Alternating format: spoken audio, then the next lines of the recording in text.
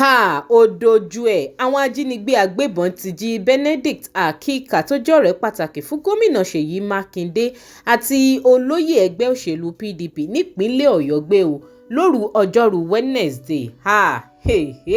Eléyìí mà wá lágbára o.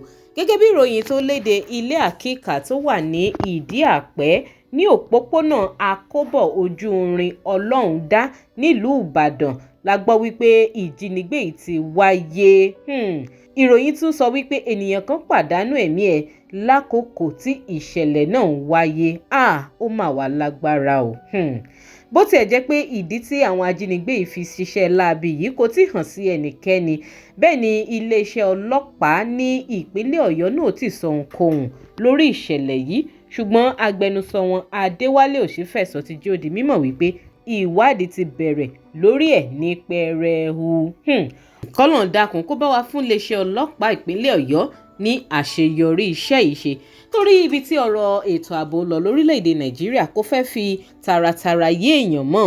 Kì í ṣàkọ́kọ́ rèé, kì í ṣèkejì táti máa gbọ́ pé àwọn ajínigbé wọn ṣọṣẹ́ níbìkan. Ibi tó dé dúró yìí ó ti wá lágbára nígbà táwọn tó làmìlaka tó jẹ́ ìkàn láwùjọ tí ajínigbé bá tún jí wọn gbé nínú ilé ara wọn báyìí. Ibo wá làwọn aráàlú fẹ́ dojú kọ ọ̀rọ̀ ààbò lórílẹ̀‐èdè Nàìjíríà.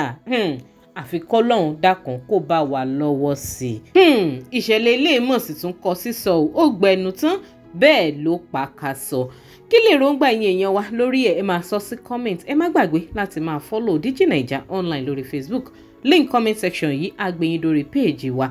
Bẹ́ẹ̀ sì ni gbogbo ẹ̀yin tẹ́ ṣe ń darapọ̀ mọ́ wa lórí YouTube. Ẹ máa bá mi click lórí subscribe button tó wà lábẹ́ fọ́nrán yìí. Ẹ like, ẹ comment, kẹ́ sì máa share ètò yìí kó máa lọ lórí ayélujára. Ẹ ṣeun.